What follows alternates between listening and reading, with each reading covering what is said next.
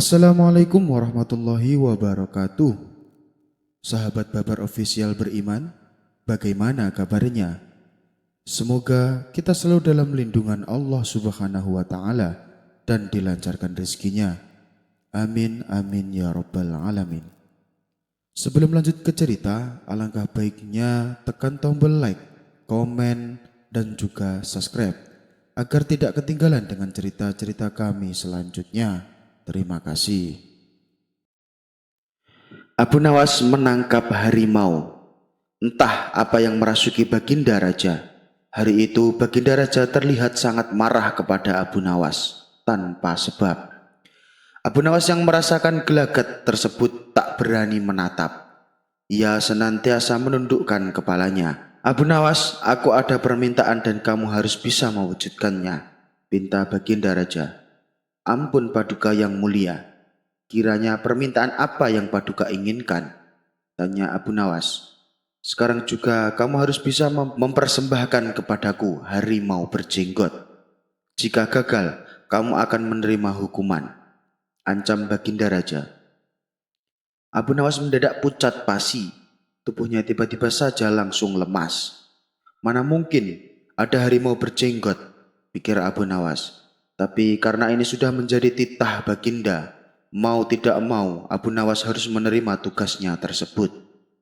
Baiklah Paduka, perintah Paduka akan hamba laksanakan, tapi hamba meminta waktu 1 minggu, tutur Abu Nawas. Maka pulanglah Abu Nawas ke rumah dengan perasaan gelisah.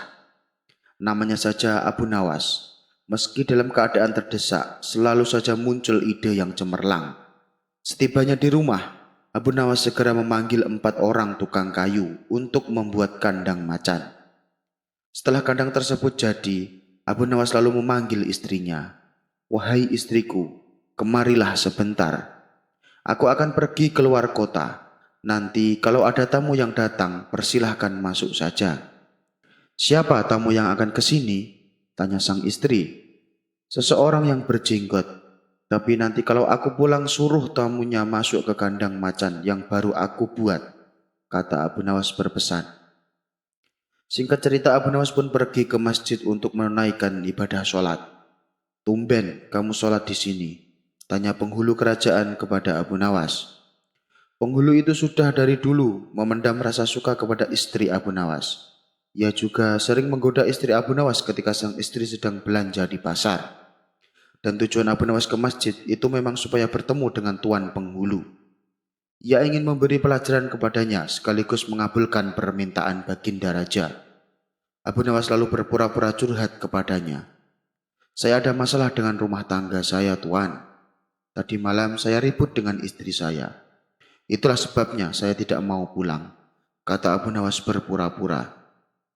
Kesempatan yang bagus, aku biarkan saja Abu Nawas tidur di sini. Dan aku akan ke rumah Abu Nawas untuk menemui istrinya. Pikir otak tuan penghulu mulai nakal. Wahai sahabatku Abu Nawas, lebih baik kamu tidur di sini saja, biar pikiranmu tenang, ujar tuan penghulu. Terima kasih tuan, tuan memang baik sekali, balas Abu Nawas. Maka pergilah tuan penghulu ke rumah Abu Nawas, dan dengan perasaan berbunga-bunga, diketuknya pintu rumah Abu Nawas. Setelah pintu dibuka, tuan penghulu langsung menggandeng tangan istri Abu Nawas dan mengajaknya duduk berdampingan. Keluarlah rayuan-rayuan maut dari mulut tuan penghulu. Hei Adinda, apa gunanya punya suami seperti Abu Nawas? Dia hanya pengangguran dan juga miskin. Lagi pula Abu Nawas hidupnya tidak karuan. Lebih baik kamu menjadi istri simpananku saja. Kamu bisa hidup mewah dan senang. Kamu juga bisa membeli apa saja yang kamu mau, daripada kamu hidup dengan Abu Nawas. Kerjanya hanya bertengkar terus. Istri Abu Nawas pun kaget dengan perkataan tuan penghulu. Sejak kapan ia bertengkar dengan suaminya?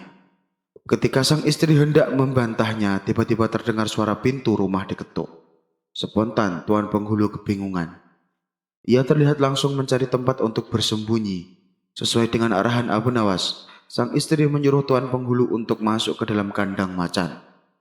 Tuan, lebih baik bersembunyi di dalam kandang itu, kata istri Abu Nawas. Tanpa pikir panjang, Tuan penghulu langsung masuk ke dalam kandang dan menutupnya dari dalam. Lalu masuklah Abu Nawas ke dalam rumah. "Hai istriku, apa yang ada dalam kandang itu?" tanya Abu Nawas berpura-pura tidak tahu. "Bukan apa-apa, wahai suamiku," jawab sang istri. Kemudian Abu Nawas segera menutup kandang itu dengan kain putih.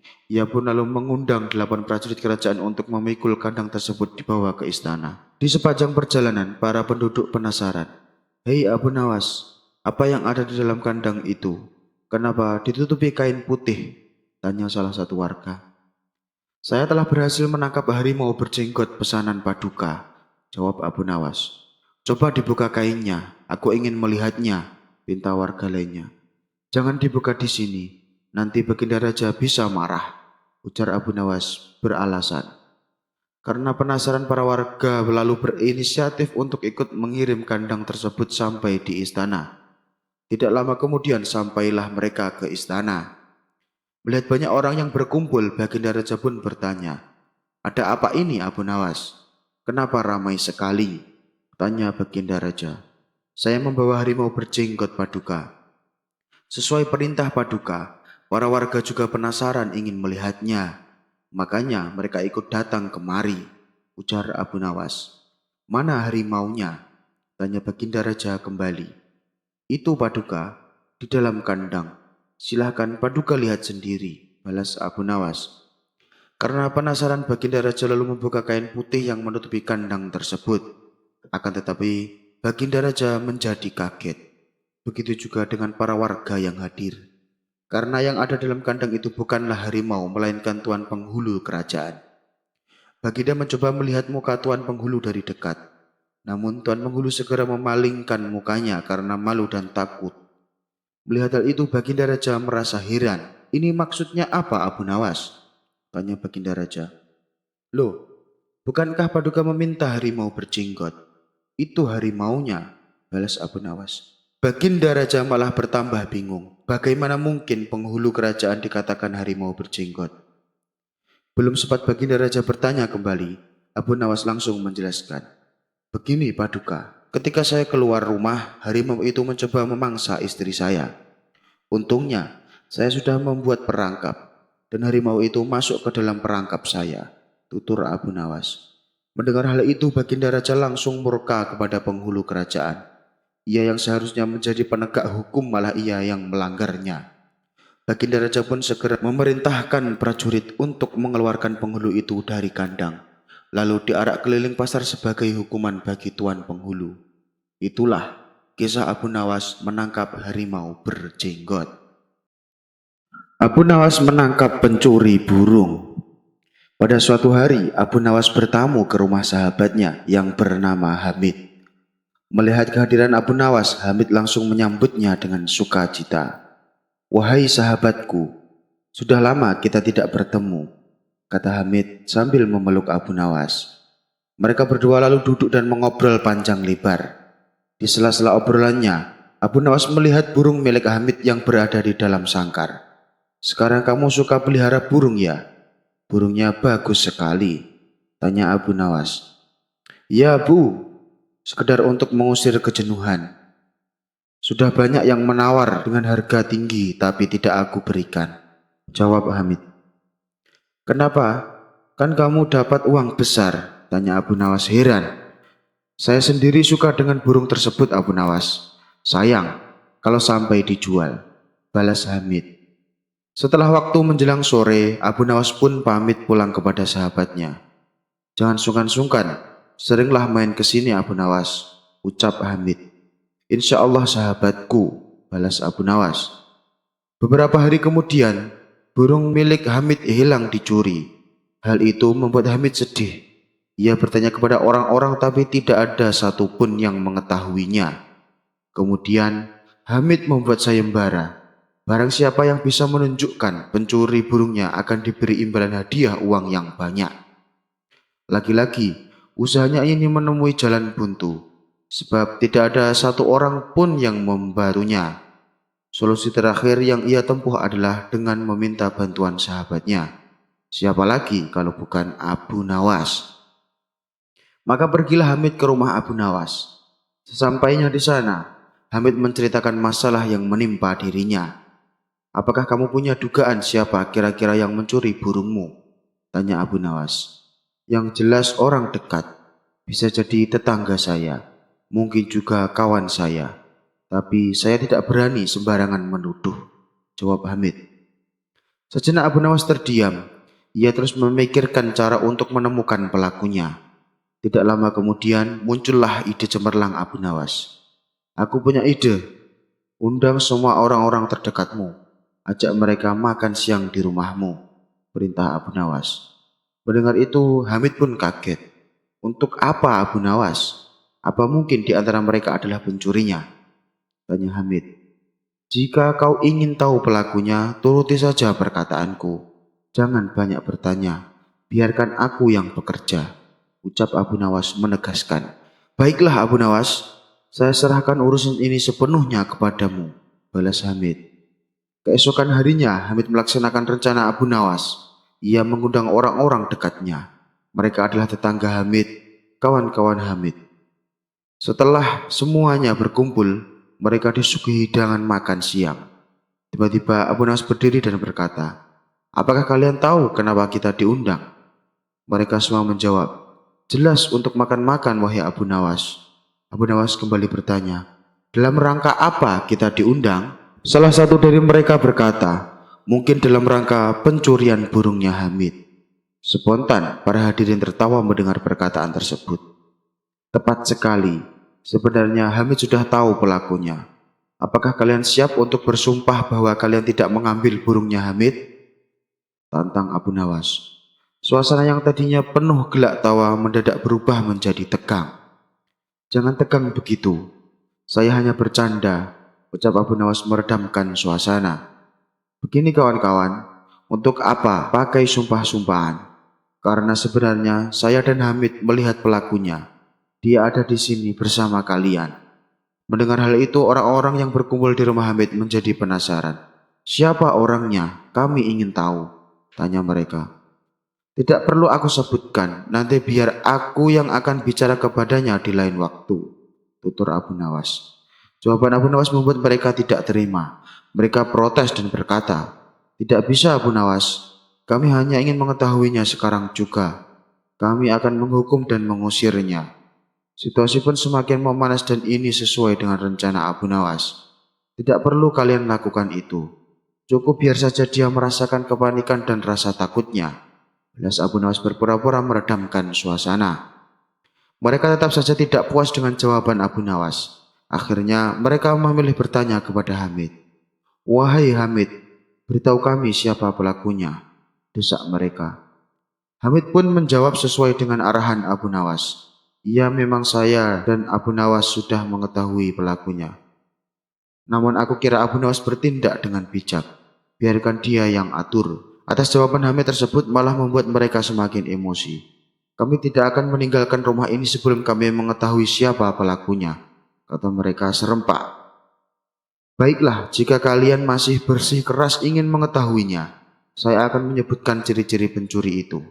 Ya, lelaki yang di kepalanya terdapat sehelai bulu burung," ucap Abu Nawas menjelaskan.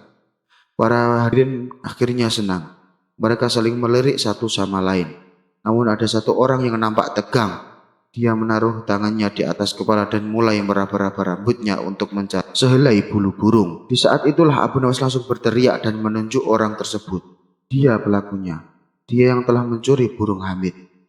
Orang itu tak bisa menggelak. Terpaksa ia mengakui perbuatannya. Singkat cerita, burung Hamid akhirnya bisa ditemukan. Sebagai rasa terima kasih, Hamid memberikan sejumlah uang kepada Abu Nawas.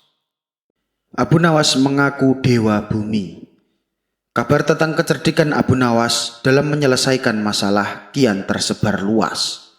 Namun, Abu Nawas pun mulai dikenal hampir di seluruh kota Baghdad. Meskipun cara menyelesaikan masalah terbilang sangat unik dan tak lazim, tapi selalu menghasilkan keputusan yang adil. Tidak ada pihak yang dirugikan. Oleh sebab itulah Abu Nawas sangat dicintai dan dihormati oleh seluruh penduduk Baghdad. Dimanapun tempat Abu Nawas selalu menjadi perbincangan. termasuk para menteri istana yang tak henti-hentinya saling memuji kecerdasan Abu Nawas. Kala itu sang raja belum mengenal Abu Nawas, namun ia seringkali mendengar namanya, terutama saat para menterinya sedang duduk berbincang-bincang. Rasa penasaran pun hinggap di benak Baginda Raja. Memangnya seperti apa sih Abu Nawas? Tanya Baginda Raja dalam hati. Ia pun kemudian bertanya kepada para menterinya, adakah di antara kalian yang paham dengan Abu Nawas? Mendengar pertanyaan Baginda Raja, hampir seluruh para menterinya berdiri. Itu menunjukkan bahwa mereka paham dengan Abu Nawas. Saya sangat penasaran dengan Abu Nawas. Adakah yang tahu di mana rumahnya? Tanya Baginda Raja. Saya tahu Baginda, jawab salah satu menterinya. Baiklah, sekarang juga kita ke sana. Suruh para prajurit untuk menyiapkan kuda, titah Baginda Raja. Setelah siap, rombongan kerajaan langsung berangkat menuju rumah Abu Nawas. Saat mereka sampai di pintu gerbang kota tempat tinggal Abu Nawas, masyarakat menjadi heboh dengan kehadiran rombongan kerajaan. Para penduduk berduyun-duyun mendekati rombongan kerajaan, hanya sekedar ingin melihat sosok Baginda Raja. Sementara Abu Nawas yang sedang duduk asyik di depan rumahnya diberitahu tetangganya kalau Baginda Raja dan rombongan istana akan mendatangi rumah Abu Nawas. Dan sekarang mereka sudah memasuki gerbang kota. Ada maksud apa Baginda Raja ingin menemuiku? Tanya Abu Nawas dalam hati. Ia pun segera keluar rumah melihat arak-arakan rombongan istana. Dengan melilitkan handuk di kepala layaknya sorban, Abu Nawas berdiri di pinggir jalan bersama orang-orang. Wajarnya kalau sorban bahannya pakai kain, tapi Abu Nawas malah memakai handuk untuk dijadikan sebagai sorban. Namanya saja Abu Nawas, tingkahnya memang aneh dan kocak. Namun dengan tampilannya yang menyeleneh itu, justru menyita perhatian Baginda Raja. Ketika Baginda Raja melihat tepat di depan Abu Nawas, ia sempat ketawa melihat penampilannya. Baginda Raja lalu menyuruh prajuritnya untuk membawa Abu Nawas berdiri di hadapannya. Siapa kamu? Tanya Baginda Raja. Salah satu menteri yang berdiri di samping Baginda membisikkan kepadanya, kalau orang itulah yang bernama Abu Nawas. Namun jawaban yang diberikan Abu Nawas membuat Baginda Raja tertawa. Ampun Paduka yang mulia, saya ini Dewa Bumi, jawab Abu Nawas. Baginda Raja tak kalah cerdik dengan Abu Nawas. Ia pun membalas jawaban Abu Nawas. Kalau kamu memang Dewa Bumi, tentunya kamu mempunyai kesaktian. Saya ingin kamu mengubah agar mata prajuritku yang sipit ini menjadi besar, pinta Baginda Raja. Rupanya Abu Nawas lebih cerdik lagi. Kalau begitu berarti Baginda Raja tak memahami apa yang saya katakan. Saya ini Dewa Bumi Paduka yang mulia. Bahkan Dewa Langit, Dewa Bumi tugasnya dari pusar sampai ke bawah kaki. Kalau dari pusar sampai ke atas kepala itu tugasnya Dewa Langit. Hujat Abu Nawas menjelaskan. Baginda Raja pun langsung tertawa terpingkal-pingkal. Semenjak kejadian itu, Abu Nawas sering diundang ke istana, hanya untuk sekedar menghibur Baginda Raja. Abu Nawas menjahit batu yang pecah. Tampaknya Baginda Raja masih saja mencari cara agar dapat mengalahkan Abu Nawas. Kali ini Baginda Raja benar-benar ingin menghukum Abu Nawas. Karena memang akhir-akhir ini Abu Nawas sering membuat malu Baginda Raja bahkan di hadapan rakyatnya sendiri. Siasat apa ya supaya Abu Nawas bisa terjebak, pikir Baginda Raja dalam hati. Untuk beberapa lama Baginda Raja masih belum menemukan caranya. Akhirnya ia pun terpaksa meminta bantuan dari para menteri-menterinya. Tapi dari sekian banyak usulan para menterinya, tidak ada satupun yang menurut Baginda Raja berbobot. Tipuan yang kalian usulkan sangat mudah dipecahkan. Jangankan Abu Nawas, saya sendiri bisa dengan mudah menebaknya, ujar Baginda Raja. Tiba-tiba penasihat kerajaan berkata, ampun Paduka yang mulia, bukankah Paduka mempunyai batu lumpang yang retak? Suruh saja Abu Nawas menjahitnya. Mendengar itu Baginda Raja langsung kegirangan. Usulanmu bagus juga, saya setuju dengan ide kamu. Cepat panggil Abu Nawas kemari, titah Baginda Raja. Singkat cerita, datanglah Abu Nawas menghadap Baginda Raja. Ampun beribu ampun Paduka yang mulia. Ada gerangan apa Paduka memanggil hamba? Tanya Abu Nawas. Saya ada tugas baru untuk kamu, jawab Baginda Raja. Kalau boleh tahu, tugas apakah itu wahai Paduka yang mulia? Tanya Abu Nawas kembali. Begini Abu Nawas, saya punya lumpang yang terbuat dari batu. Tapi sayang, lumpang tersebut kini retak dan terbelah menjadi dua. Saya ingin kamu menjahit batu lumpang itu agar menyatu kembali, tutur Baginda Raja. Tubuh Abu Nawas mendadak berkeringat mendengar perintah tersebut. Wajahnya langsung berubah menjadi pucat. Jebakan apa lagi ini? Mana ada batu bisa dijahit? Gerutu Abu Nawas dalam hati. Hei Abu Nawas, kenapa kamu malah bengong?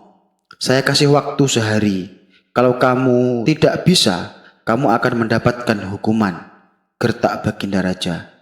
Sekarang kamu pulang dan bawa batu lumpang yang retak ini, titah Baginda Raja.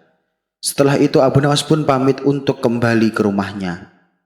Setibanya di rumah, Abu Nawas langsung pergi mengumpulkan batu-batu kecil yang serupa dengan batu lumpang tersebut. Keesokan harinya, Abu Nawas pergi menuju istana dengan membawa batu-batu kecil dan lumpang batu milik Baginda Raja. Setelah sampai di kerajaan, Baginda langsung bertanya, "Wahai Abu Nawas, apakah lumpang batunya sudah dijahit?" "Mohon ampun Paduka yang mulia. Saya sudah mengumpulkan batu-batu kecil yang sama persis jenisnya dengan lumpang batu milik Paduka. Dan saya minta tolong kepada Paduka untuk memilih serat dari batu-batu kecil yang saya kumpulkan ini. Setelah itu, saya akan jahit batu lumpang milik Baginda," jawab Abu Nawas. "Apa-apaan engkau ini? Siapa juga yang dapat membuat batu kecil itu menjadi benang?" bentak Baginda Raja. "Ampun Paduka, tapi lumpang batu milik Paduka tidak bisa bila dijahit pakai benang biasa. Lumpang batu itu harus dijahit dengan benang yang terbuat dari batu," ujar Abu Nawas. Mendengar penjelasan Abu Nawas, Baginda Raja pun tak bisa berbuat apa-apa. "Kamu memang cerdik Abu Nawas," batin Baginda Raja dalam hati. Dengan terpaksa, Baginda Raja kembali membebaskan Abu Nawas. Abu Nawas pun lolos dari hukuman meskipun dia tidak menyelesaikan tugas mustahil yang diberikan dari Baginda Raja. Assalamualaikum warahmatullahi wabarakatuh. Sahabat Babar Official beriman, bagaimana kabarnya? Semoga kita selalu dalam lindungan Allah Subhanahu wa Ta'ala dan dilancarkan rezekinya. Amin, amin ya Rabbal Alamin. Sebelum lanjut ke cerita, alangkah baiknya tekan tombol like, komen, dan juga subscribe agar tidak ketinggalan dengan cerita-cerita kami selanjutnya. Terima kasih. Abu Nawas menangkap pencuri burung. Pada suatu hari, Abu Nawas bertamu ke rumah sahabatnya yang bernama Hamid.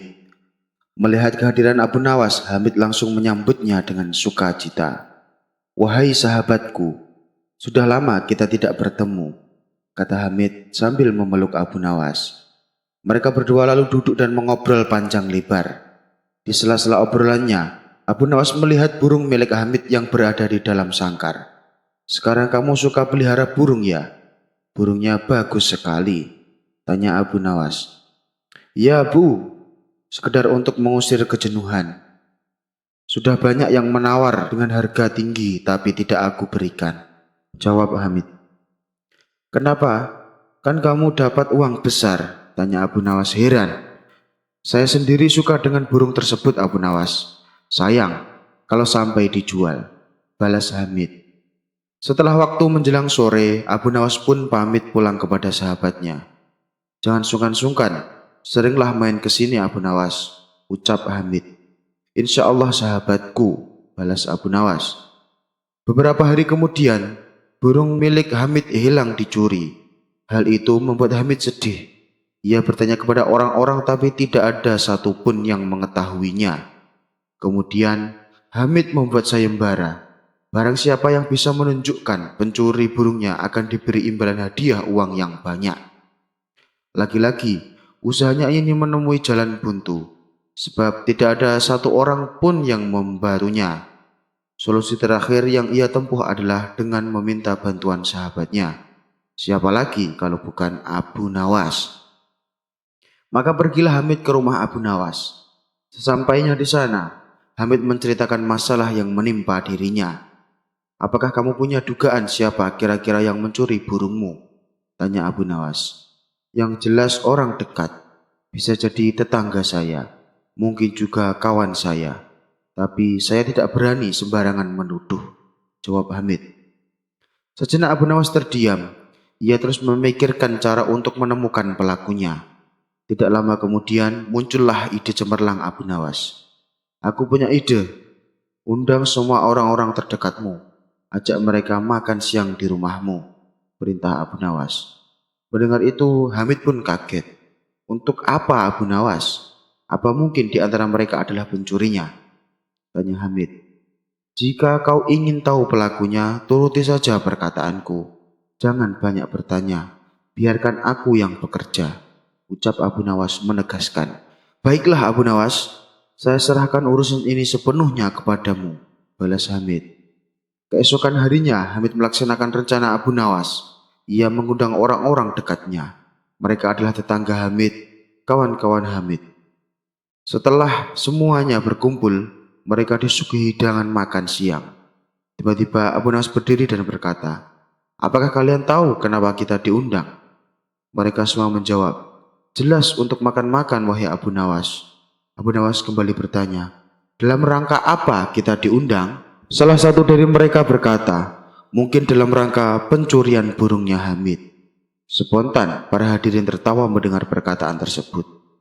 Tepat sekali, sebenarnya Hamid sudah tahu pelakunya. Apakah kalian siap untuk bersumpah bahwa kalian tidak mengambil burungnya Hamid? Tantang Abu Nawas. Suasana yang tadinya penuh gelak tawa mendadak berubah menjadi tegang. Jangan tegang begitu. Saya hanya bercanda, ucap Abu Nawas meredamkan suasana. Begini kawan-kawan, untuk apa pakai sumpah-sumpahan? Karena sebenarnya saya dan Hamid melihat pelakunya. Dia ada di sini bersama kalian. Mendengar hal itu, orang-orang yang berkumpul di rumah Hamid menjadi penasaran. Siapa orangnya? Kami ingin tahu, tanya mereka. Tidak perlu aku sebutkan, nanti biar aku yang akan bicara kepadanya di lain waktu, tutur Abu Nawas. Jawaban Abu Nawas membuat mereka tidak terima. Mereka protes dan berkata, tidak bisa Abu Nawas, kami hanya ingin mengetahuinya sekarang juga.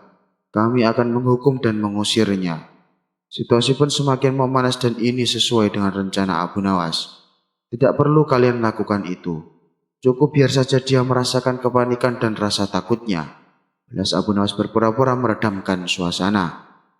Mereka tetap saja tidak puas dengan jawaban Abu Nawas. Akhirnya mereka memilih bertanya kepada Hamid. Wahai Hamid, beritahu kami siapa pelakunya, desak mereka. Hamid pun menjawab sesuai dengan arahan Abu Nawas. Ya memang saya dan Abu Nawas sudah mengetahui pelakunya. Namun aku kira Abu Nawas bertindak dengan bijak. Biarkan dia yang atur. Atas jawaban Hamid tersebut malah membuat mereka semakin emosi. Kami tidak akan meninggalkan rumah ini sebelum kami mengetahui siapa pelakunya, kata mereka serempak. Baiklah, jika kalian masih bersikeras ingin mengetahuinya, saya akan menyebutkan ciri-ciri pencuri itu. Ya, lelaki yang di kepalanya terdapat sehelai bulu burung, ucap Abu Nawas menjelaskan. Para hadirin akhirnya senang. Mereka saling melirik satu sama lain. Namun ada satu orang yang nampak tegang. Dia menaruh tangannya di atas kepala dan mulai meraba-raba rambutnya untuk mencari sehelai bulu burung. Di saat itulah Abu Nawas langsung berteriak dan menunjuk orang tersebut. Dia pelakunya. Dia yang telah mencuri burung Hamid.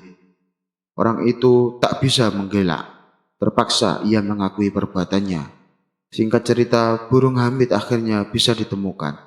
Sebagai rasa terima kasih, Hamid memberikan sejumlah uang kepada Abu Nawas. Abu Nawas mengaku dewa bumi. Kabar tentang kecerdikan Abu Nawas dalam menyelesaikan masalah kian tersebar luas. Namun, Abu Nawas pun mulai dikenal hampir di seluruh kota Baghdad. Meskipun cara menyelesaikan masalah terbilang sangat unik dan tak lazim, tapi selalu menghasilkan keputusan yang adil. Tidak ada pihak yang dirugikan. Oleh sebab itulah Abu Nawas sangat dicintai dan dihormati oleh seluruh penduduk Baghdad. Dimanapun tempat Abu Nawas selalu menjadi perbincangan, termasuk para menteri istana yang tak henti-hentinya saling memuji kecerdasan Abu Nawas. Kala itu sang raja belum mengenal Abu Nawas, namun ia seringkali mendengar namanya, terutama saat para menterinya sedang duduk berbincang-bincang. Rasa penasaran pun hinggap di benak Baginda Raja. Memangnya seperti apa sih Abu Nawas? Tanya Baginda Raja dalam hati. Ia pun kemudian bertanya kepada para menterinya, adakah di antara kalian yang paham dengan Abu Nawas? Mendengar pertanyaan Baginda Raja, hampir seluruh para menterinya berdiri. Itu menunjukkan bahwa mereka paham dengan Abu Nawas. Saya sangat penasaran dengan Abu Nawas. Adakah yang tahu di mana rumahnya? Tanya Baginda Raja. Saya tahu Baginda, jawab salah satu menterinya. Baiklah, sekarang juga kita ke sana. Suruh para prajurit untuk menyiapkan kuda, titah Baginda Raja. Setelah siap, rombongan kerajaan langsung berangkat menuju rumah Abu Nawas. Saat mereka sampai di pintu gerbang kota tempat tinggal Abu Nawas, masyarakat menjadi heboh dengan kehadiran rombongan kerajaan. Para penduduk berduyun-duyun mendekati rombongan kerajaan, hanya sekedar ingin melihat sosok Baginda Raja. Sementara Abu Nawas yang sedang duduk asyik di depan rumahnya diberitahu tetangganya kalau Baginda Raja dan rombongan istana akan mendatangi rumah Abu Nawas. Dan sekarang mereka sudah memasuki gerbang kota. Ada maksud apa Baginda Raja ingin menemuiku? Tanya Abu Nawas dalam hati.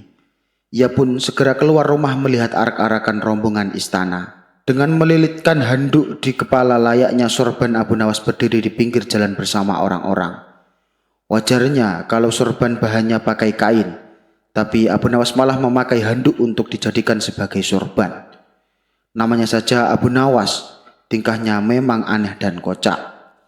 Namun dengan tampilannya yang menyeleneh itu, justru menyita perhatian Baginda Raja. Ketika Baginda Raja melihat tepat di depan Abu Nawas, ia sempat ketawa melihat penampilannya. Baginda Raja lalu menyuruh prajuritnya untuk membawa Abu Nawas berdiri di hadapannya. Siapa kamu? Tanya Baginda Raja. Salah satu menteri yang berdiri di samping Baginda membisikkan kepadanya, kalau orang itulah yang bernama Abu Nawas. Namun jawaban yang diberikan Abu Nawas membuat Baginda Raja tertawa. Ampun Paduka yang mulia, saya ini Dewa Bumi, jawab Abu Nawas. Baginda Raja tak kalah cerdik dengan Abu Nawas. Ia pun membalas jawaban Abu Nawas. Kalau kamu memang Dewa Bumi, tentunya kamu mempunyai kesaktian. Saya ingin kamu mengubah agar mata prajuritku yang sipit ini menjadi besar, pinta Baginda Raja. Rupanya Abu Nawas lebih cerdik lagi. Kalau begitu berarti Baginda Raja tak memahami apa yang saya katakan. Saya ini Dewa Bumi Paduka yang mulia. Bahkan Dewa Langit, Dewa Bumi tugasnya dari pusar sampai ke bawah kaki. Kalau dari pusar sampai ke atas kepala itu tugasnya Dewa Langit. Hujat Abu Nawas menjelaskan. Baginda Raja pun langsung tertawa terpingkal-pingkal. Semenjak kejadian itu, Abu Nawas sering diundang ke istana, hanya untuk sekedar menghibur Baginda Raja. Abu Nawas menjahit batu yang pecah. Tampaknya Baginda Raja masih saja mencari cara agar dapat mengalahkan Abu Nawas. Kali ini Baginda Raja benar-benar ingin menghukum Abu Nawas. Karena memang akhir-akhir ini Abu Nawas sering membuat malu Baginda Raja bahkan di hadapan rakyatnya sendiri. Siasat apa ya supaya Abu Nawas bisa terjebak, pikir Baginda Raja dalam hati. Untuk beberapa lama Baginda Raja masih belum menemukan caranya. Akhirnya ia pun terpaksa meminta bantuan dari para menteri-menterinya. Tapi dari sekian banyak usulan para menterinya, tidak ada satupun yang menurut Baginda Raja berbobot. Tipuan yang kalian usulkan sangat mudah dipecahkan. Jangankan Abu Nawas, saya sendiri bisa dengan mudah menebaknya, ujar Baginda Raja. Tiba-tiba penasihat kerajaan berkata, ampun Paduka yang mulia, bukankah Paduka mempunyai batu lumpang yang retak? Suruh saja Abu Nawas menjahitnya. Mendengar itu Baginda Raja langsung kegirangan. Usulanmu bagus juga, saya setuju dengan ide kamu. Cepat panggil Abu Nawas kemari, titah Baginda Raja. Singkat cerita, datanglah Abu Nawas menghadap Baginda Raja. Ampun beribu ampun Paduka yang mulia. Ada gerangan apa Paduka memanggil hamba? Tanya Abu Nawas. Saya ada tugas baru untuk kamu, jawab Baginda Raja. Kalau boleh tahu, tugas apakah itu wahai Paduka yang mulia? Tanya Abu Nawas kembali. Begini Abu Nawas, saya punya lumpang yang terbuat dari batu. Tapi sayang, lumpang tersebut kini retak dan terbelah menjadi dua. Saya ingin kamu menjahit batu lumpang itu agar menyatu kembali, tutur Baginda Raja. Tubuh Abu Nawas mendadak berkeringat mendengar perintah tersebut. Wajahnya langsung berubah menjadi pucat. Jebakan apa lagi ini? Mana ada batu bisa dijahit? Gerutu Abu Nawas dalam hati. Hei Abu Nawas, kenapa kamu malah bengong? Saya kasih waktu sehari. Kalau kamu tidak bisa, kamu akan mendapatkan hukuman, gertak Baginda Raja. Sekarang kamu pulang dan bawa batu lumpang yang retak ini, titah Baginda Raja. Setelah itu Abu Nawas pun pamit untuk kembali ke rumahnya.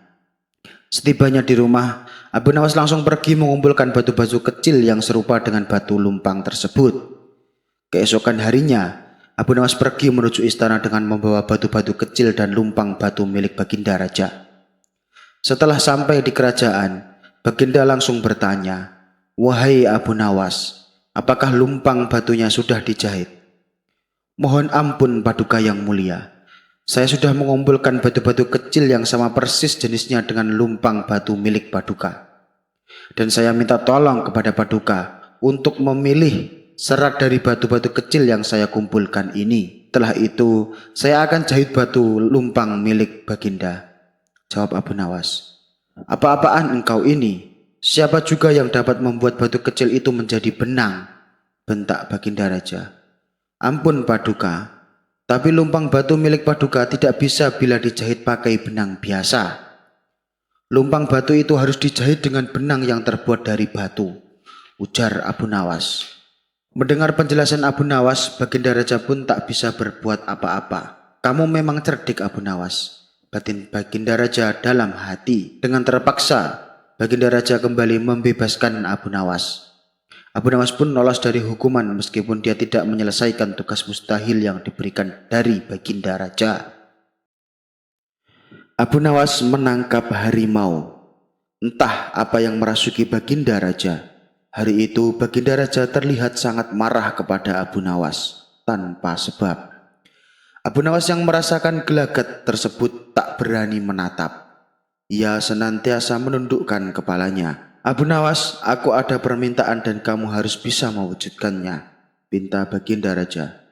"Ampun Paduka yang mulia, kiranya permintaan apa yang Paduka inginkan?" tanya Abu Nawas. "Sekarang juga kamu harus bisa mempersembahkan kepadaku harimau berjenggot. Jika gagal, kamu akan menerima hukuman," ancam Baginda Raja. Abu Nawas mendadak pucat pasi. Tubuhnya tiba-tiba saja langsung lemas. "Mana mungkin ada harimau berjenggot," pikir Abu Nawas. Tapi karena ini sudah menjadi titah Baginda, mau tidak mau Abu Nawas harus menerima tugasnya tersebut. "Baiklah Paduka, perintah Paduka akan hamba laksanakan.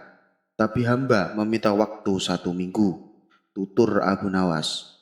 Maka pulanglah Abu Nawas ke rumah dengan perasaan gelisah. Namanya saja Abu Nawas, meski dalam keadaan terdesak, selalu saja muncul ide yang cemerlang. Setibanya di rumah, Abu Nawas segera memanggil 4 orang tukang kayu untuk membuat kandang macan. Setelah kandang tersebut jadi, Abu Nawas lalu memanggil istrinya. "Wahai istriku, kemarilah sebentar. Aku akan pergi keluar kota. Nanti kalau ada tamu yang datang, persilahkan masuk saja." "Siapa tamu yang akan ke sini?"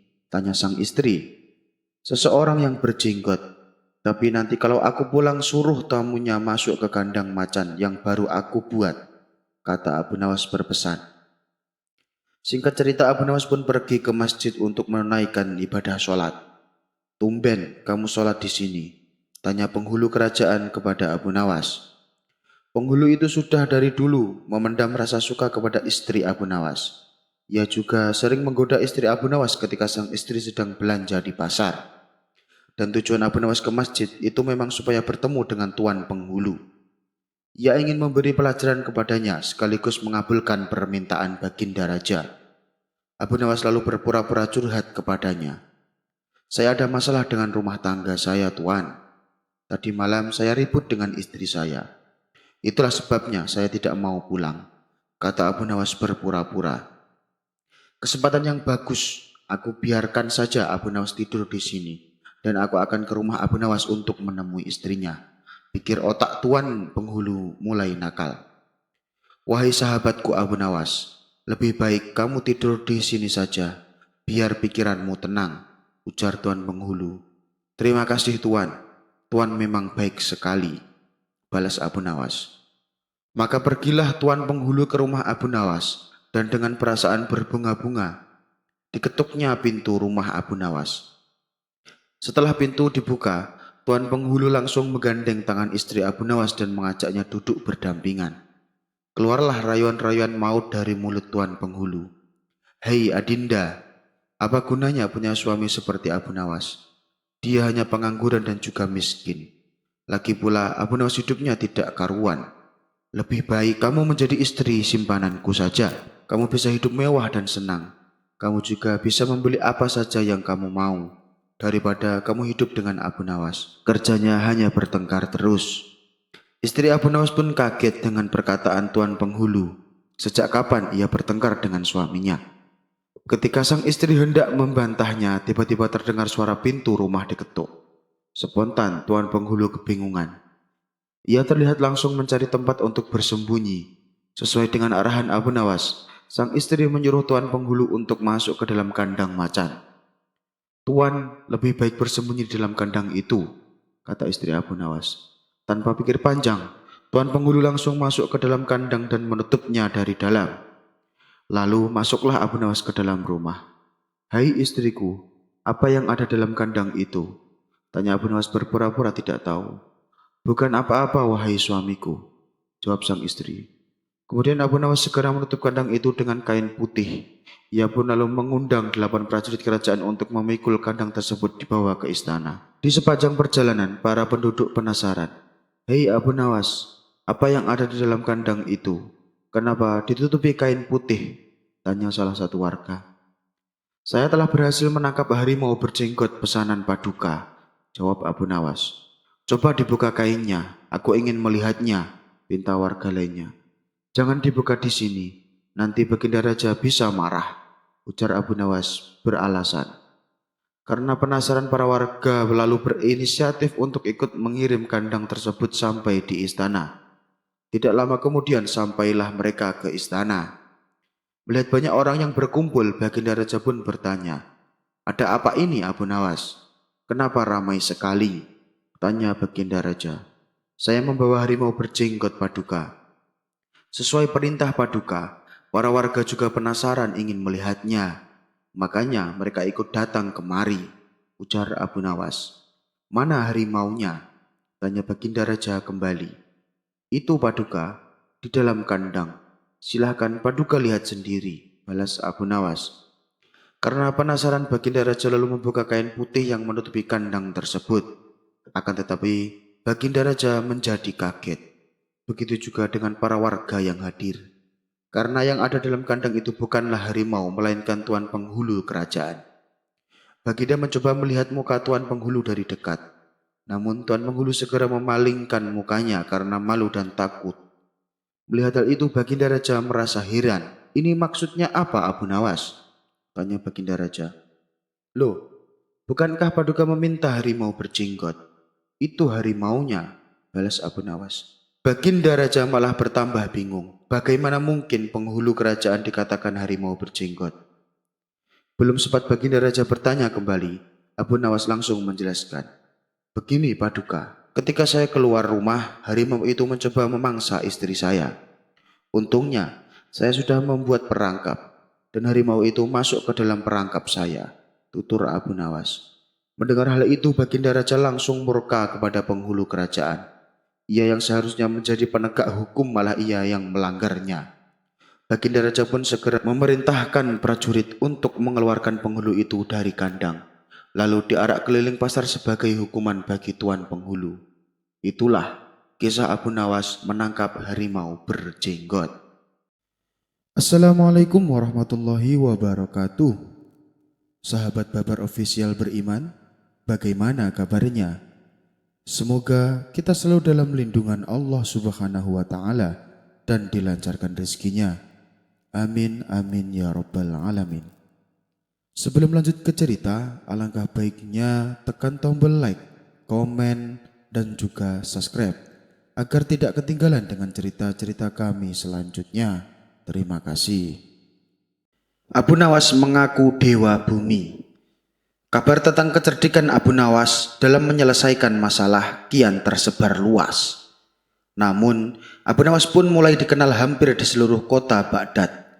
Meskipun cara menyelesaikan masalah terbilang sangat unik dan tak lazim, tapi selalu menghasilkan keputusan yang adil. Tidak ada pihak yang dirugikan. Oleh sebab itulah Abu Nawas sangat dicintai dan dihormati oleh seluruh penduduk Baghdad. Dimanapun tempat Abu Nawas selalu menjadi perbincangan, termasuk para menteri istana yang tak henti-hentinya saling memuji kecerdasan Abu Nawas. Kala itu sang raja belum mengenal Abu Nawas, namun ia seringkali mendengar namanya, terutama saat para menterinya sedang duduk berbincang-bincang. Rasa penasaran pun hinggap di benak Baginda Raja. Memangnya seperti apa sih Abu Nawas? Tanya Baginda Raja dalam hati. Ia pun kemudian bertanya kepada para menterinya, adakah di antara kalian yang paham dengan Abu Nawas? Mendengar pertanyaan Baginda Raja, hampir seluruh para menterinya berdiri. Itu menunjukkan bahwa mereka paham dengan Abu Nawas. Saya sangat penasaran dengan Abu Nawas. Adakah yang tahu di mana rumahnya? Tanya Baginda Raja. Saya tahu Baginda, jawab salah satu menterinya. Baiklah, sekarang juga kita ke sana. Suruh para prajurit untuk menyiapkan kuda, titah Baginda Raja. Setelah siap, rombongan kerajaan langsung berangkat menuju rumah Abu Nawas. Saat mereka sampai di pintu gerbang kota tempat tinggal Abu Nawas, masyarakat menjadi heboh dengan kehadiran rombongan kerajaan. Para penduduk berduyun-duyun mendekati rombongan kerajaan, hanya sekedar ingin melihat sosok Baginda Raja. Sementara Abu Nawas yang sedang duduk asyik di depan rumahnya diberitahu tetangganya kalau Baginda Raja dan rombongan istana akan mendatangi rumah Abu Nawas, dan sekarang mereka sudah memasuki gerbang kota. Ada maksud apa Baginda Raja ingin menemuiku? Tanya Abu Nawas dalam hati. Ia pun segera keluar rumah melihat arak-arakan rombongan istana. Dengan melilitkan handuk di kepala layaknya sorban, Abu Nawas berdiri di pinggir jalan bersama orang-orang. Wajarnya kalau sorban bahannya pakai kain, tapi Abu Nawas malah memakai handuk untuk dijadikan sebagai sorban. Namanya saja Abu Nawas, tingkahnya memang aneh dan kocak. Namun dengan tampilannya yang menyeleneh itu, justru menyita perhatian Baginda Raja. Ketika Baginda Raja melihat tepat di depan Abu Nawas, ia sempat ketawa melihat penampilannya. Baginda Raja lalu menyuruh prajuritnya untuk membawa Abu Nawas berdiri di hadapannya. Siapa kamu? Tanya Baginda Raja. Salah satu menteri yang berdiri di samping Baginda membisikkan kepadanya kalau orang itulah yang bernama Abu Nawas. Namun jawaban yang diberikan Abu Nawas membuat Baginda Raja tertawa. Ampun Paduka yang mulia, saya ini dewa bumi, jawab Abu Nawas. Baginda Raja tak kalah cerdik dengan Abu Nawas. Ia pun membalas jawaban Abu Nawas. Kalau kamu memang dewa bumi, tentunya kamu mempunyai kesaktian. Saya ingin kamu mengubah agar mata prajuritku yang sipit ini menjadi besar, pinta Baginda Raja. Rupanya Abu Nawas lebih cerdik lagi. Kalau begitu berarti Baginda Raja tak memahami apa yang saya katakan. Saya ini dewa bumi Paduka yang mulia. Bahkan dewa langit, dewa bumi tugasnya dari pusar sampai ke bawah kaki. Kalau dari pusar sampai ke atas kepala itu tugasnya dewa langit. Hujat Abu Nawas menjelaskan. Baginda Raja pun langsung tertawa terpingkal-pingkal. Semenjak kejadian itu, Abu Nawas sering diundang ke istana hanya untuk sekedar menghibur Baginda Raja. Abu Nawas menjahit batu yang pecah. Tampaknya Baginda Raja masih saja mencari cara agar dapat mengalahkan Abu Nawas. Kali ini Baginda Raja benar-benar ingin menghukum Abu Nawas. Karena memang akhir-akhir ini Abu Nawas sering membuat malu Baginda Raja bahkan di hadapan rakyatnya sendiri. Siasat apa ya supaya Abu Nawas bisa terjebak? Pikir Baginda Raja dalam hati. Untuk beberapa lama Baginda Raja masih belum menemukan caranya. Akhirnya ia pun terpaksa meminta bantuan dari para menteri-menterinya. Tapi dari sekian banyak usulan para menterinya, tidak ada satupun yang menurut Baginda Raja berbobot.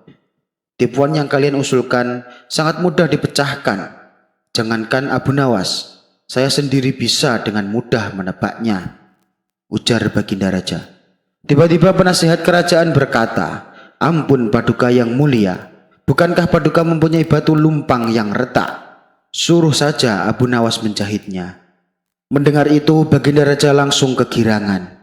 "Usulanmu bagus juga. Saya setuju dengan ide kamu. Cepat panggil Abu Nawas kemari," titah Baginda Raja. Singkat cerita, datanglah Abu Nawas menghadap Baginda Raja. "Ampun beribu ampun Paduka yang mulia. Ada gerangan apa Paduka memanggil hamba?" tanya Abu Nawas. "Saya ada tugas baru untuk kamu," jawab Baginda Raja.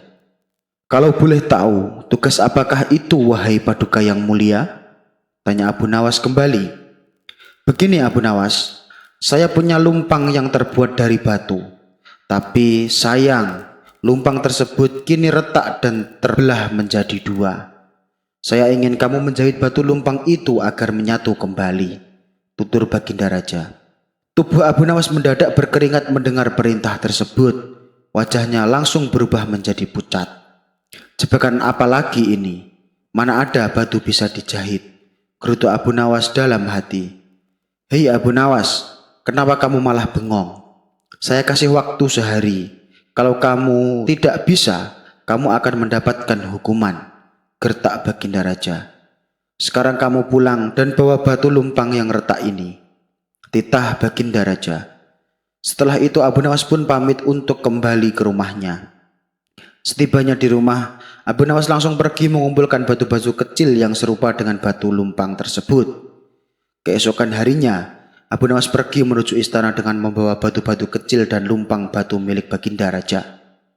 Setelah sampai di kerajaan, Baginda langsung bertanya, "Wahai Abu Nawas, apakah lumpang batunya sudah dijahit?"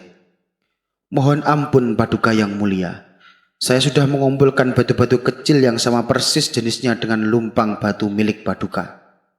Dan saya minta tolong kepada Paduka untuk memilih serat dari batu-batu kecil yang saya kumpulkan ini. Setelah itu, saya akan jahit batu lumpang milik Baginda," jawab Abu Nawas. "Apa-apaan engkau ini? Siapa juga yang dapat membuat batu kecil itu menjadi benang?" bentak Baginda Raja. "Ampun Paduka, tapi lumpang batu milik Paduka tidak bisa bila dijahit pakai benang biasa. Lumpang batu itu harus dijahit dengan benang yang terbuat dari batu," ujar Abu Nawas. Mendengar penjelasan Abu Nawas, Baginda Raja pun tak bisa berbuat apa-apa. "Kamu memang cerdik Abu Nawas," batin Baginda Raja dalam hati. Dengan terpaksa, Baginda Raja kembali membebaskan Abu Nawas. Abu Nawas pun lolos dari hukuman meskipun dia tidak menyelesaikan tugas mustahil yang diberikan dari Baginda Raja. Abu Nawas menangkap harimau. Entah apa yang merasuki Baginda Raja. Hari itu Baginda Raja terlihat sangat marah kepada Abu Nawas tanpa sebab. Abu Nawas yang merasakan gelagat tersebut tak berani menatap. Ia senantiasa menundukkan kepalanya. "Abu Nawas, aku ada permintaan dan kamu harus bisa mewujudkannya," pinta Baginda Raja. "Ampun Paduka yang mulia, kiranya permintaan apa yang Paduka inginkan?" tanya Abu Nawas. "Sekarang juga kamu harus bisa mempersembahkan kepadaku harimau berjenggot. Jika gagal, kamu akan menerima hukuman," ancam Baginda Raja. Abu Nawas mendadak pucat pasi. Tubuhnya tiba-tiba saja langsung lemas. "Mana mungkin ada harimau berjenggot," pikir Abu Nawas. Tapi karena ini sudah menjadi titah Baginda, mau tidak mau Abu Nawas harus menerima tugasnya tersebut. Baiklah Paduka, perintah Paduka akan hamba laksanakan, tapi hamba meminta waktu 1 minggu, tutur Abu Nawas. Maka pulanglah Abu Nawas ke rumah dengan perasaan gelisah. Namanya saja Abu Nawas, meski dalam keadaan terdesak, selalu saja muncul ide yang cemerlang. Setibanya di rumah, Abu Nawas segera memanggil 4 orang tukang kayu untuk membuat kandang macan. Setelah kandang tersebut jadi, Abu Nawas lalu memanggil istrinya. "Wahai istriku, kemarilah sebentar. Aku akan pergi keluar kota. Nanti kalau ada tamu yang datang, persilahkan masuk saja." "Siapa tamu yang akan ke sini?" tanya sang istri. "Seseorang yang berjenggot. Tapi nanti kalau aku pulang suruh tamunya masuk ke kandang macan yang baru aku buat," kata Abu Nawas berpesan. Singkat cerita, Abu Nawas pun pergi ke masjid untuk menunaikan ibadah sholat. "Tumben kamu sholat di sini?" tanya penghulu kerajaan kepada Abu Nawas. Penghulu itu sudah dari dulu memendam rasa suka kepada istri Abu Nawas. Ia juga sering menggoda istri Abu Nawas ketika sang istri sedang belanja di pasar. Dan tujuan Abu Nawas ke masjid itu memang supaya bertemu dengan tuan penghulu. Ia ingin memberi pelajaran kepadanya sekaligus mengabulkan permintaan Baginda Raja. Abu Nawas lalu berpura-pura curhat kepadanya. "Saya ada masalah dengan rumah tangga saya, Tuan. Tadi malam saya ribut dengan istri saya. Itulah sebabnya saya tidak mau pulang," kata Abu Nawas berpura-pura. "Kesempatan yang bagus, aku biarkan saja Abu Nawas tidur di sini. Dan aku akan ke rumah Abu Nawas untuk menemui istrinya," pikir otak tuan penghulu mulai nakal.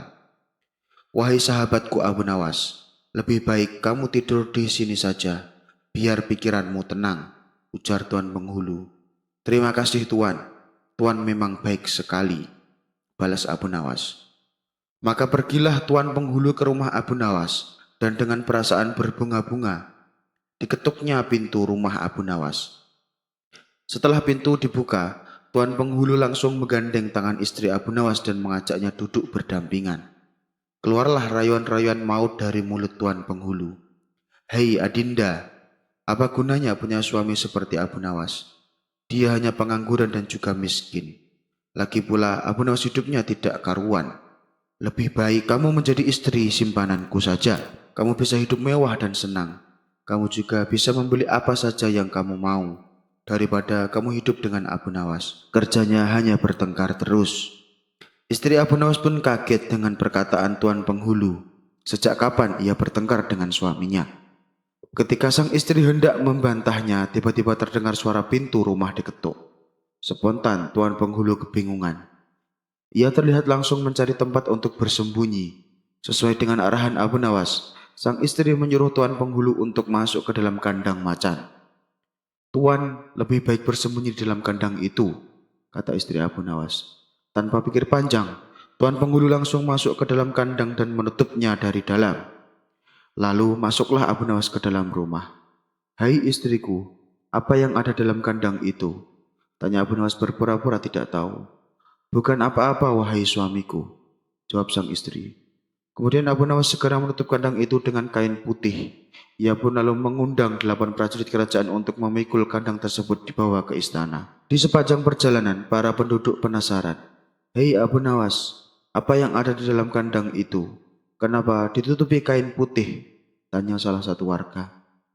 "Saya telah berhasil menangkap harimau berjenggot pesanan Paduka," jawab Abu Nawas.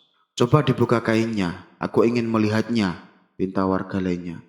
"Jangan dibuka di sini, nanti Baginda Raja bisa marah," ujar Abu Nawas beralasan.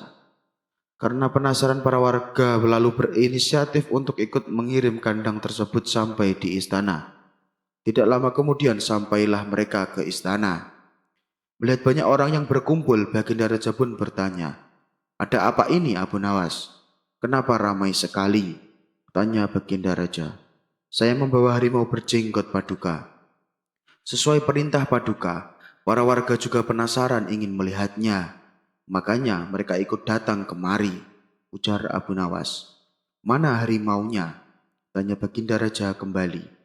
Itu Paduka, di dalam kandang. Silahkan Paduka lihat sendiri, balas Abu Nawas. Karena penasaran, Baginda Raja lalu membuka kain putih yang menutupi kandang tersebut. Akan tetapi, Baginda Raja menjadi kaget. Begitu juga dengan para warga yang hadir. Karena yang ada dalam kandang itu bukanlah harimau, melainkan tuan penghulu kerajaan. Baginda mencoba melihat muka tuan penghulu dari dekat. Namun tuan penghulu segera memalingkan mukanya karena malu dan takut. Melihat hal itu, Baginda Raja merasa heran. Ini maksudnya apa, Abu Nawas? Tanya Baginda Raja. Loh, bukankah Paduka meminta harimau berjenggot? Itu harimaunya, balas Abu Nawas. Baginda Raja malah bertambah bingung. Bagaimana mungkin penghulu kerajaan dikatakan harimau berjenggot?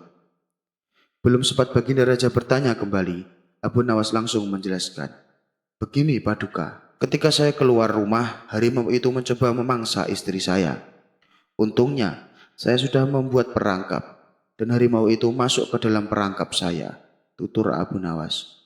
Mendengar hal itu, Baginda Raja langsung murka kepada penghulu kerajaan. Ia yang seharusnya menjadi penegak hukum, malah ia yang melanggarnya. Baginda Raja pun segera memerintahkan prajurit untuk mengeluarkan penghulu itu dari kandang, lalu diarak keliling pasar sebagai hukuman bagi tuan penghulu.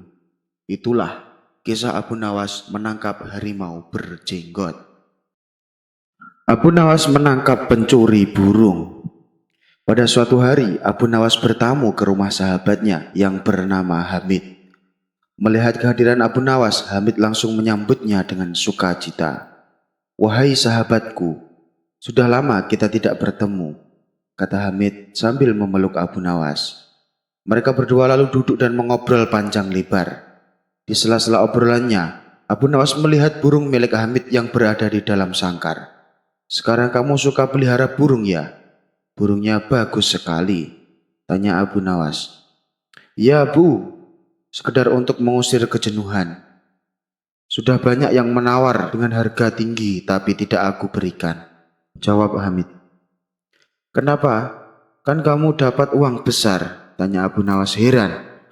Saya sendiri suka dengan burung tersebut Abu Nawas. Sayang kalau sampai dijual, balas Hamid. Setelah waktu menjelang sore, Abu Nawas pun pamit pulang kepada sahabatnya. Jangan sungkan-sungkan, seringlah main ke sini Abu Nawas, ucap Hamid. Insya Allah sahabatku, balas Abu Nawas. Beberapa hari kemudian, burung milik Hamid hilang dicuri. Hal itu membuat Hamid sedih. Ia bertanya kepada orang-orang tapi tidak ada satupun yang mengetahuinya. Kemudian, Hamid membuat sayembara. Barang siapa yang bisa menunjukkan pencuri burungnya akan diberi imbalan hadiah uang yang banyak. Lagi-lagi, usahanya ini menemui jalan buntu. Sebab tidak ada satu orang pun yang membantunya. Solusi terakhir yang ia tempuh adalah dengan meminta bantuan sahabatnya. Siapa lagi kalau bukan Abu Nawas? Maka pergilah Hamid ke rumah Abu Nawas. Sesampainya di sana, Hamid menceritakan masalah yang menimpa dirinya. Apakah kamu punya dugaan siapa kira-kira yang mencuri burungmu? Tanya Abu Nawas. Yang jelas orang dekat, bisa jadi tetangga saya. Mungkin juga kawan saya, tapi saya tidak berani sembarangan menuduh, jawab Hamid. Sejenak Abu Nawas terdiam. Ia terus memikirkan cara untuk menemukan pelakunya. Tidak lama kemudian muncullah ide cemerlang Abu Nawas. Aku punya ide, undang semua orang-orang terdekatmu, ajak mereka makan siang di rumahmu, perintah Abu Nawas. Mendengar itu Hamid pun kaget. Untuk apa Abu Nawas? Apa mungkin di antara mereka adalah pencurinya? Tanya Hamid. Jika kau ingin tahu pelakunya, turuti saja perkataanku. Jangan banyak bertanya. Biarkan aku yang bekerja, ucap Abu Nawas menegaskan. Baiklah Abu Nawas, saya serahkan urusan ini sepenuhnya kepadamu, balas Hamid. Keesokan harinya, Hamid melaksanakan rencana Abu Nawas. Ia mengundang orang-orang dekatnya. Mereka adalah tetangga Hamid, kawan-kawan Hamid. Setelah semuanya berkumpul, mereka disuguhi hidangan makan siang. Tiba-tiba Abu Nawas berdiri dan berkata, apakah kalian tahu kenapa kita diundang? Mereka semua menjawab, jelas untuk makan-makan wahai Abu Nawas. Abu Nawas kembali bertanya, dalam rangka apa kita diundang? Salah satu dari mereka berkata, mungkin dalam rangka pencurian burungnya Hamid. Spontan, para hadirin tertawa mendengar perkataan tersebut. Tepat sekali, sebenarnya Hamid sudah tahu pelakunya. Apakah kalian siap untuk bersumpah bahwa kalian tidak mengambil burungnya Hamid? Tantang Abu Nawas. Suasana yang tadinya penuh gelak tawa mendadak berubah menjadi tegang. Jangan tegang begitu. Saya hanya bercanda, ucap Abu Nawas meredamkan suasana. Begini kawan-kawan, untuk apa pakai sumpah-sumpahan? Karena sebenarnya saya dan Hamid melihat pelakunya. Dia ada di sini bersama kalian. Mendengar hal itu, orang-orang yang berkumpul di rumah Hamid menjadi penasaran. Siapa orangnya? Kami ingin tahu, tanya mereka. Tidak perlu aku sebutkan, nanti biar aku yang akan bicara kepadanya di lain waktu, tutur Abu Nawas. Jawaban Abu Nawas membuat mereka tidak terima. Mereka protes dan berkata, tidak bisa Abu Nawas, kami hanya ingin mengetahuinya sekarang juga. Kami akan menghukum dan mengusirnya. Situasi pun semakin memanas dan ini sesuai dengan rencana Abu Nawas. Tidak perlu kalian lakukan itu. Cukup biar saja dia merasakan kepanikan dan rasa takutnya. Belas Abu Nawas berpura-pura meredamkan suasana. Mereka tetap saja tidak puas dengan jawaban Abu Nawas. Akhirnya mereka memilih bertanya kepada Hamid. Wahai Hamid, beritahu kami siapa pelakunya, desak mereka. Hamid pun menjawab sesuai dengan arahan Abu Nawas. Ya memang saya dan Abu Nawas sudah mengetahui pelakunya. Namun aku kira Abu Nawas bertindak dengan bijak. Biarkan dia yang atur. Atas jawaban Hamid tersebut malah membuat mereka semakin emosi. Kami tidak akan meninggalkan rumah ini sebelum kami mengetahui siapa pelakunya, kata mereka serempak. Baiklah, jika kalian masih bersikeras ingin mengetahuinya, saya akan menyebutkan ciri-ciri pencuri itu. Ya, lelaki yang di kepalanya terdapat sehelai bulu burung, ucap Abu Nawas menjelaskan. Para hadirin akhirnya senang. Mereka saling melirik satu sama lain. Namun ada satu orang yang nampak tegang. Dia menaruh tangannya di atas kepala dan mulai meraba-raba rambutnya untuk mencari sehelai bulu burung. Di saat itulah Abu Nawas langsung berteriak dan menunjuk orang tersebut. Dia pelakunya. Dia yang telah mencuri burung Hamid. Orang itu tak bisa menggelak. Terpaksa ia mengakui perbuatannya. Singkat cerita, burung Hamid akhirnya bisa ditemukan. Sebagai rasa terima kasih, Hamid memberikan sejumlah uang kepada Abu Nawas.